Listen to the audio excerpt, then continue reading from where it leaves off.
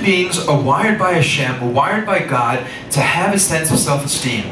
We're wired to like who we are. The million-dollar question is, where do we go to gain self-esteem? How does a person... By the way, self-esteem refers to the degree to which a person likes themselves and feels worthy of good things in life. That's a working definition of self-esteem. So where do I go to feel good about me? So, in a nutshell, here's how it works. There are three forces within every human being. We've got the guf, or the body, the ego, or the yetzer hara, and our soul and our neshama. Body, ego, soul. Body wants to do what feels good, the ego wants to do what looks good, and our soul and our neshama want to do what truly is good. The alarm clock goes off in the morning, and they all battle it out. Anytime a person overindulges in the body, eats in excess, excess sleep, excess entertainment, temporarily it feels good. How do you feel about yourself afterwards? That's right. Lousy, horrible. Answer with the ego. Anytime you buy something you can't afford, make it a joke at someone else's expense. Think of the ego, by the way, as a projection, an image, a movie of how you want the rest of the world to see you. And the wider the gap, the bigger the difference between who I am in this image, the more draining it is. And we know this is true in our own lives. Whenever we try to put on airs, put on a facade, put on a show, twist and contort and change who we are to win somebody else's approval, we end up losing respect for ourselves. And of course, that person in the end doesn't even respect us, because we don't respect anyone that swaps out, that trades their own values just to win somebody else's praise. And that's what the ego does. The ego is a projection. It's an image of how we're not, but how we want desperately the world to see us. And again, the bigger the difference between who I am in this image, the more draining it is. Imagine just running a projection machine just 24/7. It's very draining. But the more we live in accordance with who we know ourselves to be and want to be, the more energy we have. So, that's the body, that's the ego, and then we've got our soul, our neshama. Whenever we make a choice to do what's right and responsible, in spite of what feels good, irrespective of what looks good, that is how we gain self-esteem. With this beautiful gift that we call free will. And only human beings are endowed with free will. Right? A horse, for example, can't look at a bale of hay and think, wow, that looks really good. But I've got a wedding coming up. Only human beings are capable of feeling like doing one thing and then choose to do something else. And that's a Torah definition of freedom. The rest of the world definition of freedom is being able to do whatever you want, whatever you feel like doing. Torah says no. Real freedom is being able to do what you really want to do, what your neshama wants you to do, in spite of what you feel like doing at the moment. There's a big asterisk and lots of things like a car ad. There's so many things on the bottom that go into it, fine print, which we'll get to some of it. But that's the general working model. So what does this have to do with whether or not I'm annoyed or frustrated by the people? And the answer is as follows. We said again, human beings are wired by God to have a sense of self-esteem. So if I'm making lousy choices in my life, and I don't like me very much, where then do I go to feel good about myself? That's right. That's when I turn to the other people. I turn to the rest of the world, and I demand that you like me. I insist that you respect me. And if I don't get it, what's my response? Anger, frustration, resentment, or in psychological terms, turned inside, guilt, anxiety, and depression. See, look, make no mistake, with few exceptions, everyone likes people to like them. When I'm done speaking, do I like a standing ovation? Of course I do. When I'm done speaking, the question is, if I don't get it, will I become upset? Will I become annoyed? I personally think, why risk it, Rabbi? But let's see. Now, look, make no mistake, there are people in our lives that make it easy for us to become upset and frustrated. Right? We call them friends and family. But ultimately, how I feel about the situation has everything to do with how I feel about me. Let me give you an example. Let's say you're driving along, and this time, somebody cuts you off on the road. Just driving, minding your own business, somebody cuts you off on the road. I can't imagine that happening. First, by a show of honest hands, who here wants to see what that person looks like? Thank you, ladies. Who's going to bother you more? A nice little lady driving like this on the way to her own funeral, right? Oh, and imagine. Or a young guy driving with a beer bottle in one hand, cigarette in the other, steering with his knee. Who's going to bother you more? A nice little lady or a young guy? Young guy. Now, Hans, there's always one person that says, little lady, where are you? I could be, there you go. I know, she shouldn't be on the road. I get that. I used to live in Boca Raton, Florida. I feel for you, I know. But why in general, are we more bothered by the young guy than we are by the... Pardon? He was drinking. He was drinking? Okay, yes, true. Good. Well, why else? Yes, right. So, look, we assume that the nice little lady probably didn't even see our car, right? Let alone the dashboard of her own car. But the young guy did it to me on... Because he does it... Ran. Look at the insanity of this. You're driving along, then you almost get into an accident, then you speed up, risking your life to see what this person looks like, to see how angry you should be. Who's the crazy one? See, understand. It's the ego that makes everything about me. It's always about me. Me. That, by the way, is how a narcissistic opera singer warms up. I don't know how that translates, but in Kentucky, very funny. But that's ego. Two people whispering in the corner, it's gotta be about me. Somebody cuts me off on the road, gotta be about me. Somebody doesn't... Now, what's the obvious question? What if it is about me? What if that nice little lady put on those driving gloves, put on the hat with the little flower, put the tissues in there, if anyone does it, sorry, but I don't want grandma, I don't know, it's just like it becomes a 7-Eleven. Everything goes in like by the watch band. Got tissues, gum, whatever you need. Gotta have an AK-47? Yeah, here you go, sweetheart. My own issues, I'll work them through. It's amazing what grandma can really keep in there, no?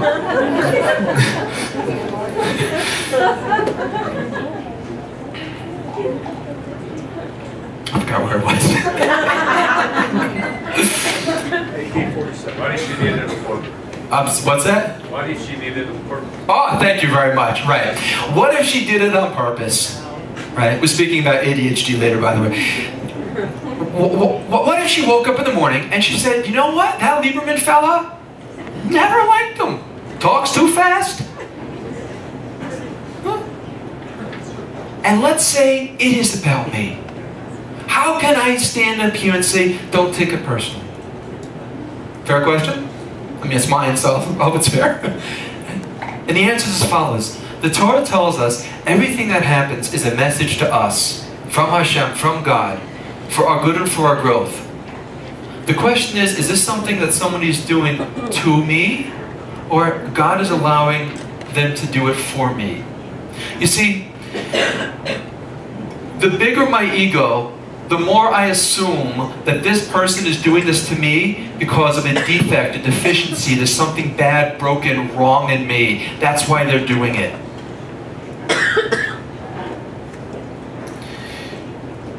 I want to share with you something that can be fundamentally life transformative. And that is as follows. How people treat you has nothing to do with your self-worth as a human being. That's 30 years of therapy. See, what happens is children are entirely egocentric. Why do we get stuck in this model that how somebody treats me, whether they like me or don't like me, somehow that my self-worth hinges on that, it goes up and down depending on whether people like me or not, is because children are entirely egocentric. The world revolves around them. Everything is about them. But as adults, we need to break free from that model and realize that my self-worth as a human being has nothing to do with whether or not you like me, whether or not you respect me, whether or not you accept me, whether or not you appreciate me, because we treat people based on how we feel about ourselves, not based on anything else. a person treats you, it's a confession, a reflection of their character, their midos, their own mental health. Because theoretically, if we had 100% perfect self-esteem, we would give everyone love and respect. You give respect, you give love. As I mentioned in the last talk, if you don't have it, you can't give it. Noah Weinberg, blessed memory, used to say, if you don't love you, don't love me. Because a person that doesn't love themselves has a hard time expressing love. It doesn't make them a bad person, God forbid. It makes them just an unhealthy person. You give love, you give respect. If you don't feel it, what do you have to give? So whether it's our parents growing up, whether it's our spouse, our children, our neighbor, if they don't treat us properly, don't make it about you. It's got nothing to do with you. And it's very freeing. Because self-esteem and the ego are inversely related. It's like a seesaw. One goes up, the other goes down. The more self-esteem I have, the smaller the ego. Less self-esteem I have, the bigger the ego. The ego is what makes me literally egocentric. The world revolves around me. So the less I like me, the bigger the ego. Now the problem with having a big ego is not only am I dependent on you, but my entire worldview becomes skewed. It becomes off, it becomes colored. Here's why. It says in the Medrash that Adam Arishon, Adam the first man, could see from one end of the earth to the other. What that means on one level is before the Yetzer Hara, the ego incarnate, the serpent, the little snaky guy, became internalized, man could see perfectly clear. Once the Yetzer Hara, the ego, became inside of us, we began to see through this cloudy lens of I. Perspective is synonymous with mental health. What's mental health? What is sanity? What does it mean to be sane? Sanity is my ability to see, accept, and respond to my world. In a nutshell, that's perspective. When your perspective is wide, you see reality. When it's narrow or hyper-focused, you don't. What's the one thing that blocks perspective? The ego. The ego makes everything about me. I can't see you. I can't see reality. I only see a projection of my own wants and needs. I see my own insecurities. I don't see you. If I'm consumed with me, if I'm concerned with me, I can't focus on you. So goes my choices. Again, I make good choices. Follow this through. Everything hinges on choices. Good choices, self-esteem goes up, ego shrinks. Ego shrinks, better relationships with other people, better relationships with Hashem, with God, better relationship with myself. Because if my ego is engaged, I'm cut off from my neshama. I'm not living for me, I'm living for you. Because I desperately want you to love me, respect me, care about me. We need respect, we need love. If we can't give it to ourselves, we demand it from other people. But the problem is, if I feel unlovable, I can't understand why you would love me. Why would you love somebody that's so unlovable? Why do you respect somebody that's not worthy of respect? So I push you away. Oh, but then I pull you close because I really need it. And I push you away and pull you close. And I spin you around and that's how you feel.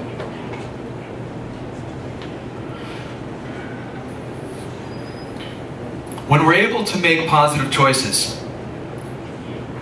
we purge ourselves of the Yetzer Hara. Blame is the favorite game of the ego, of the Yetzer Hara.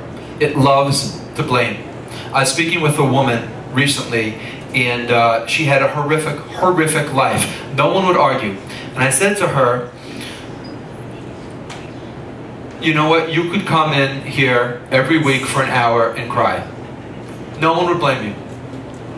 But then I asked her the following question.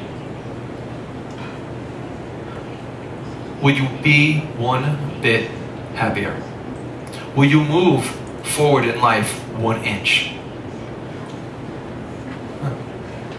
So there may have been a lot of people that conspired, that influenced who you are, where you are. And they may not have been nice people, good people, healthy people.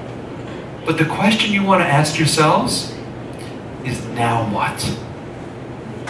The degree to which we accept responsibility for the quality of our lives, nothing can stop us. If we don't, nothing will ever move us.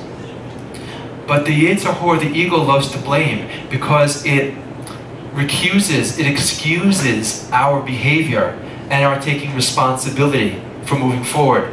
So we wrap ourselves up in this blanket of self-pity or guilt or embarrassment or shame or blame. And it's a drug that's always within reach and never runs out. But when we take off that blanket and say, okay, where do I want to move my life today? You feel really empowered. The rabbi and I were speaking about positive psychology, and he mentioned a psychologist by the name of Dr. Siegelman. And he coined the term learned helplessness, which basically means that a person doesn't feel responsible for where they're going in life. They just sort of throw up their hands. There's a fascinating mashal, a story that illustrates this mentality. Do you know that in the circus, full-grown elephants are kept tethered, attached with a small rope to the pole of the circus tent? With one pole, they could tear down the tent and drag it with them wherever they wanted to go. But they don't even try. Because when they were little, they were tethered with that same rope. We live our lives sometimes based on this model of how we were when we were young. And we follow this old script that may have been written for us by somebody else. And we play our role to perfection. And we're stuck in the same role, same behavior, same action, same response. And we're just like, this is it. But what if you were to question what's possible? What if you were to ask yourself, maybe, there's something more for me. The Torah requires us to believe in ourselves because God believes in us. Doesn't feel happy. Doesn't a script that was written decades ago by somebody else. You want to talk about happiness? You have to talk about depression. Chazal, the rabbis, some of the deeper sources explain that you can't understand one thing without the opposite. You have to understand sweetness, you learn about bitterness, light and darkness, good, evil. So what's depression? How do people describe depression? Always the same thing. Feeling like my life's in a rut, going nowhere, on a treadmill. That feeling, as some of the rabbis explain, of depression, they call it taste of death. Because in 120 years, the neshama, the soul, will separate from the body. And that feeling of stagnation, of just being, is what we feel when we're not moving our lives forward. You see, this is the world of doing. This is the world of action. This is the world of creating and building and moving forward. When we're not moving our lives in a meaningful, purposeful, positive direction, the soul is here, the body's here. Our job is to take the spiritual and infuse it into the physicality. The other religion has spiritual here and physical here. The two don't mix in. Judaism says no. Our job, this is a physical world, and we take the physicality, but we infuse it with spirituality. You make a bracha, a blessing, when you eat a food. You elevate it. When a person isn't moving forward, that feeling of stagnation is that feeling of depression, that taste of death. Now, this is not simply God saying, you know what? You're not doing what you're supposed to be doing with your lives here. I'm going to make you depressed on top of it. Depression is a fail-safe mechanism. It's something that God creates to wake us up. If I didn't have pain receptors in my hand, and I put my hand in a hot stove, what would happen to the flesh? It would burn, it would melt. Right? Now little kids think that's cool, like a superhero. Not so much fun. And there are people that are born with this disorder. Emotional pain is there for the same reason. To alert us, to wake us up. To shake our neshama and to say you're not doing what you're supposed to be doing. Make sense? So understand, is that if God was your therapist, He would tell you that if you want to be happy, healthy, and productive, you have to move your life in a meaningful, purposeful direction. That means making good choices and deciding who it is that you are and what it is you want out of life. See, there's no such thing as a status quo. It's things just staying as they are. In the physical world, same in the spiritual world, you're either growing or dying, living or decaying. There's no such thing as staying stagnant. Man is wired for growth, to move. So when we're not moving forward, we just feel blah. We don't feel alive. And if a person feels apathetic, it's not that they don't care, it's that they don't feel inspired to care. They don't care that they don't care. Now, we're painting with a broad brush here, and we should be clear, we can never say somebody's depressed because they're making poor choices. It's not about that. There are different types of depression, there's 5 different types, and what we are saying is that in our own lives, for reasonably healthy people, which most of you are, with the exception of a few of you which I've noted over here. Usually people that laugh loudest. Uh-oh. So much for patient-doctor confidentiality, right?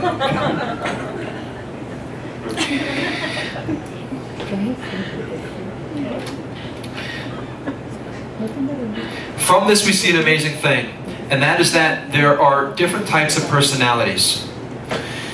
There's a person with high self-esteem and a low ego. That's the healthiest person. That's me. Then you have people with low self-esteem and a big ego. That's the obnoxious, loud, arrogant person. That's the person that needs to tell you how great he is because you'll never find out on your own. And then we have what we call low self-esteem and a dented ego. That's what we call the doormat mentality, the perpetual people pleaser. That's not the person that gives because they want to do what's right. They give to, yes, to please others, to assuage feelings of guilt or inadequacy or shame. They don't feel like they can stand up or should stand up for themselves, so they just allow people to just take and take and take. But really, they're not giving. They're allowing themselves to be robbed. And it's a difference between giving a donation and being robbed. In both cases, $50 is going out of your pocket. One case is, you need a candid shot? Good. My wife always wants to know, every picture she sees of me in the newspaper, I'm always with a fork in my hand. So whenever I see a camera, I'm just sensitive that, I know. That's going to be the picture. A person that's a people pleaser doesn't give because they want to do what's right. It's like being robbed. In one case, if you give a donation, you feel empowered. You feel very good. I'm giving to a worthy cause. I'm choosing to do this. The other case is very weakening and very unempowering. So again, you have high self-esteem, low ego, low self-esteem, big ego, low self-esteem, dented ego. You can never have high self-esteem and a big ego because the two don't exist in the same space. The ego only exists to compensate for feelings of inadequacy. When I don't like me, my ego engages. The more I like me, the ego shrinks. So it's a misnomer, it's a misunderstanding that a person who has a big ego really likes themselves when they don't. Maybe they just have confidence in a certain area, which is different from self-esteem. So, from this we see an amazing thing, and that is that let me ask you this question actually. Based on this, can you tell if somebody has high self-esteem? Is it possible? Now, of course, the Torah says you can never judge anyone, right, until you walk the mile in their Crocs. That's Art Scroll, by the way. Yeah. Loose translation. Como se dice Crocs? Crocs? Crocs.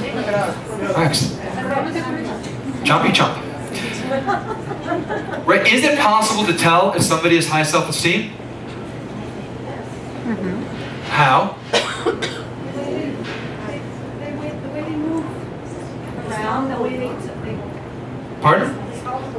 Humble. Good. Now, humble, you could get that false positive. You're right. But how do I know it's just not the doormat mentality? It's like, oh, no, it's fine. You need a kidney? Oh, here you go. Oh, you need another one? Here you go. You need a third one? Let me go get you one. Right? This person can come across as being really humble when really they'd love to be able to assert themselves and stand up. They just don't feel like they can.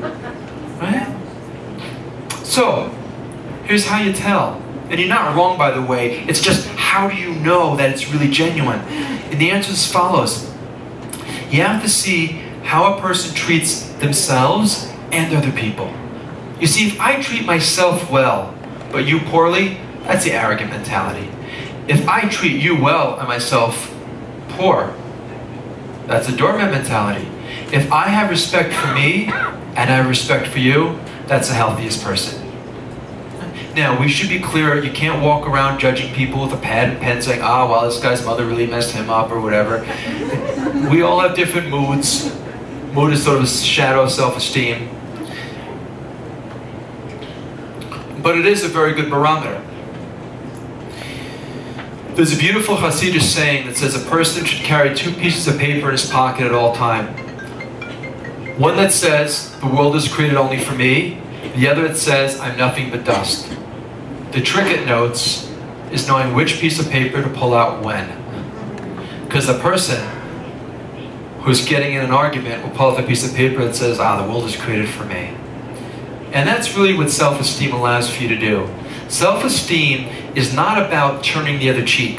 That's the other guys, not us. Self-esteem allows you to see the situation with crystal clear clarity and respond appropriately. See, no one ever walked away from a conversation and said, you know what? I wish I would have gotten angrier. I would have been able to handle myself just so much better. When our emotions cloud our intellect, we then move with a lot of passion in the wrong direction and come up with all the justifications for why we're doing what we're doing. The Torah teaches us we should lead with our intellect and then bring the full weight and force of our emotions behind it. Now, with the exception of a couple of people living somewhere, I'm sure, everyone has low self-esteem to some degree. Self-esteem is not an all or none proposition. It's not an all or none thing. It moves along with many shades of gray. That's or blue, thank you.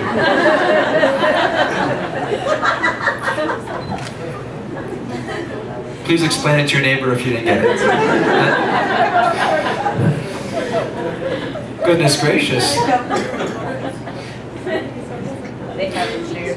Okay.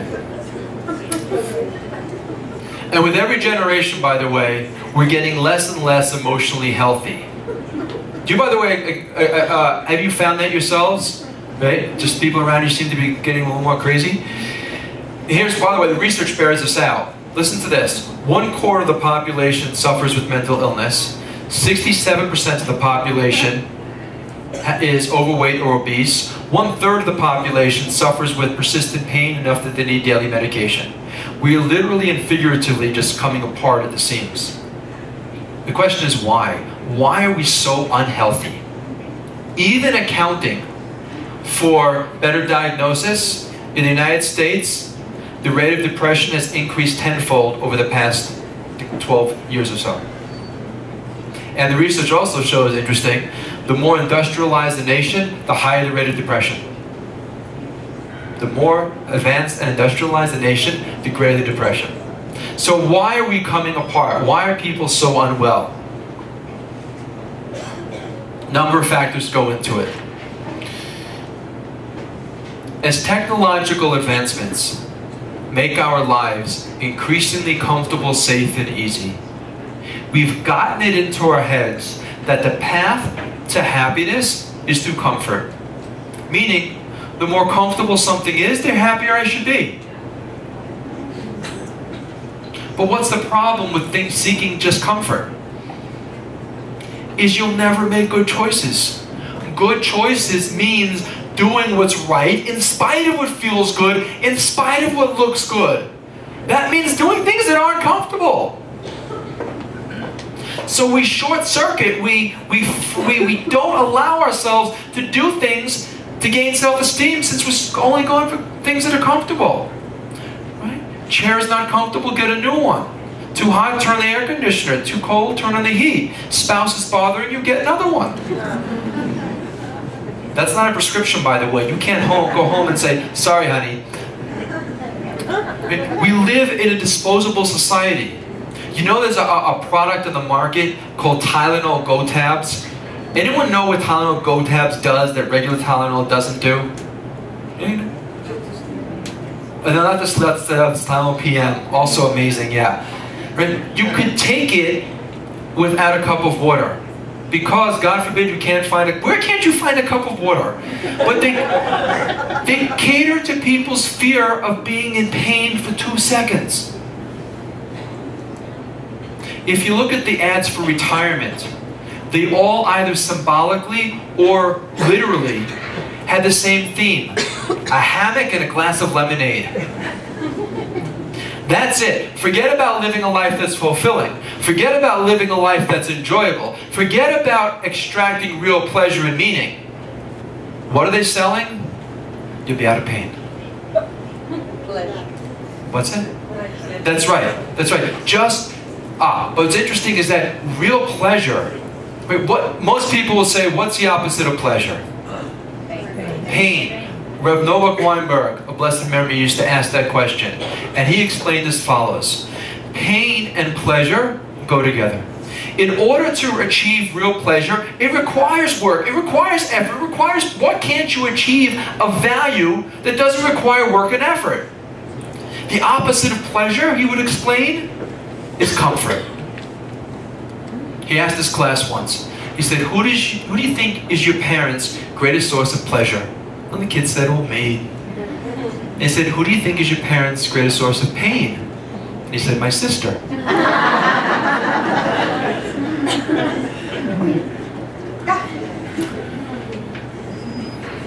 You know, I have a friend of mine that takes Concerta, which is a medication for ADHD. It's good, it helps to keep him focused. But he also takes a sleep aid, Tylenol PM, to fall asleep at night. And I asked him, I said, but you don't really have a problem falling asleep. Why do you take a sleep aid? And he said, well, otherwise it takes me like, 15, 20 minutes to fall asleep. Right? And I'm thinking, how lazy is this person? They don't want to spend 20 minutes falling asleep? But that's the culture, that's a society that just caters to comfort. See, real pleasure is attached to meaning. The more meaningful something is, the more pleasure you can extract from it. Sitting on a couch and eating potato chips and watching TV is comfortable. There's no meaning in it, and no meaning, no pleasure. If you want to live a life of pleasure, you have to live a life of meaning. There's no way to get around it. And what happens is, when you're in the game, you don't even feel the pain. Anyone here play a sport? Like a real man sport? Rugby. Rugby. Really? All right. Go team. So you're playing rugby. You're playing a sport, right? You can be banged, bruised, battered. Your arm can be like this. Could be over there. Right? And you don't even feel it. You're in the game. You're sitting on the bleachers. You ever sit on the bleachers? All people do is fetch and complain. When you're outside the game, you're just sitting with people who just go, this hot dog tastes funny. I think it's going to rain. This guy keeps coughing. This is not comfortable. This is hard. Ow, where do they get these seats from? It looks like, all they do is complain. When you're not in the game of life, everything bothers you. When you're living in life, not only do you get pleasure, but you don't mind the little stuff because you have perspective.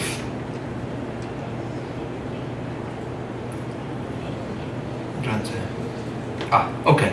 Let me share with you the following, and then we'll open it up to some questions. Imagine a person's driving along. Let's take a little old lady because we don't like her too much. Right? Or anybody, right? Imagine a person's driving along and they get into a severe car accident. Oh, I know. It's my imaginary person, so it's okay. I know. You still feel bad. This person gets into a car accident. I can't even say a gender. This person, this fictitious imaginary person gets into a car accident. And they're in the hospital with months of surgeries and rehabilitation. After 1 year of rehabilitation and exercise and rehab, they're able to walk out of the hospital with their own 2 legs, without any crutches. What is their akaras hatov? What's their gratitude? What's their appreciation to God? Huge, right? Huge. Now, let's imagine you're driving along and somebody cuts you off, that old lady perhaps, and you end up with a lap full of hot coffee, but you nearly avoided a big accident. You're like, thank you, God. How long does that last? 2 seconds. Now let's say you're driving uneventfully, nothing happens from point A to point B. What do? Nothing. Complain about the traffic. Now, how is it that the more pain, the more obstacles, the more injury, the more suffering you endure, the deeper and lasting your gratitude? And the less you endure, it flees. How does that work? You'd think it'd be the other way around. You think you wake up in the morning and everything's working, you're like, thank you, God. But no. You take it for granted. Somebody once said to a rabbi, Rev Shach, who lived not too long ago, and he said, Rabbi, I'm making a little kiddush. My wife had a baby girl. Would you like to come? And he said, a small kiddush? He said, yeah, I'm making a little kiddush. He said, let me ask you a question. What if it took you 15 years to have this baby girl, and you went through prayers and tefillahs and davening and segulas and procedures, and finally Hashem, God, granted you a baby? Would you be making a little kiddush? And the man said, of course not. We have a big gala kiddush. So the rabbi looked at him and said, so God spared you from 15 years of pain and suffering, and you're making a little kiddush? But that's us. That's us. Let's do a full recap and understand the psychology, and then we'll take some questions. Make good choices, self-esteem goes up, ego shrinks. That widens my perspective. That allows me to see clearly. Perspective leads instantly to humility. In Hebrew, the word for humble is anav. Anav really means undistorted. It means a view, a perspective that doesn't have a personal bias. That's really what humility is. I see me and I see reality. Humility leads instantly to gratitude, because once I see clearly, I appreciate. And gratitude is intimately linked with what? Simcha, joy, happiness. The people in your lives that have a sense of gratitude, they're full of joy. But now let's follow through that flow chart on the other side. Poor choices, not doing what I know to be right and true, giving into my yetzer hara, giving into my ego. Self-esteem decreases, ego increases, perspective narrows. So goes perspective narrows, my ego engages to compensate, I now become egocentric, I become arrogant, rather than filling me with humility. That arrogance leads to a sense of ingratitude. I'm always one thing away from happiness, only one thing away from being complete, always out of my reach. I live a life of expectation and entitlement, and that makes me miserable. So the choice is up to us. In the end of the day, if we accept responsibility for the quality of our lives, nothing can stop us. If we don't, nothing will ever move us. With that, I'd like to thank you very much for listening.